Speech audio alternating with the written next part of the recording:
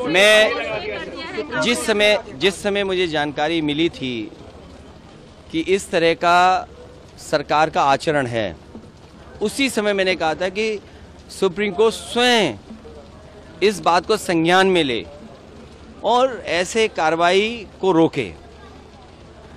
जैसे दिया बुझने से पहले फड़फड़ाता है, जो सांप्रदायिक राजनीति खत्म हुई है, ये सांप्रदायिक राजनीति का दिया फड़फड़ा रहा है, इसलिए फैसला ले रहे हैं। इसीलिए फैसला चाहे इस बात का लिया जा रहा हो कि दुकानों में या और संस्थाओं में नाम लिखा जाए।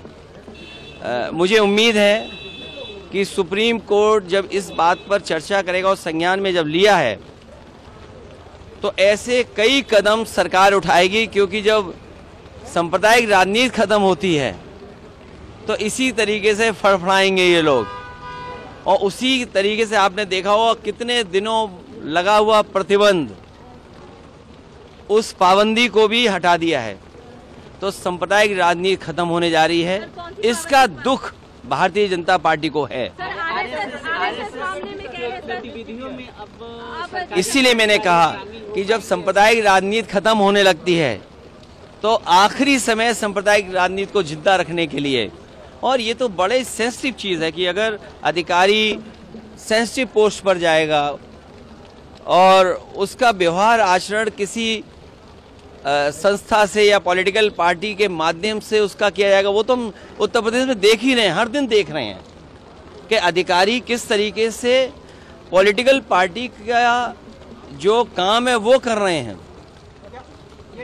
अखिलेश जी, आपने ये कहा कि मैंने आपसे कहा कि सांप्रदायिक राजनीति फड़फड़ा रही है आखिरी वक्त दिया का। ये सांप्रदायिक राजनीति ऐसे ही जाएगी, जनता समझ चुकी है इन बातों को। अखिलेश जी, आपने नीट मामले में भी कहा कि ब्रेक तोड़ देगी जितने भी पेपर। लेकिन नीट में जिसको नहीं दिखाई दे रहा वो ना देखे, लेकिन नौजवान, घर परिवार के उनके सदस्य, आप लोग और सब लोग देख रहे हैं। कैसे संभव है कि एक ही जगह पर इतने बच्चे पास हो जाएं, एक ही सेंटर में इतने बच्चों को इतने नंबर आ जाएं? ये कहीं ना कहीं जो प्रश्न लगता है वो सरकार पे लगता है, और कम से कम उस इंस्टीट्यूशन पे उसकी क्रेडिबिलिटी क्या है कि इतनी बड़ी परीक्षा करा रही। और मैं तो आपसे कहना चाहता हूँ कि अगर उत्तर प्रदेश की परीक्षा के पेपर लीक और भारत सरकार के पेपर लीक, तो ये सरकार ने रिकॉर्ड कहीं बनाया हो ना बनाया हो, लेकिन पेपर लीक का रिकॉर्ड तो इन्होंने बना लिया है। तो सुप्रीम कोर्ट ने उत्तर प्रदेश और उत्तराखंड की सरकार को भी नोटिस जारी किया है, कहा नहीं, ये जो फैसला सरकार का था वो गलत था। सरकार को इस तरह का व्यवहार नहीं करना चाहिए, और ये तो जाने वाले लोग हैं, वो क्या ना करें। अभी और देखिए क्या क्या और करती है सरकार।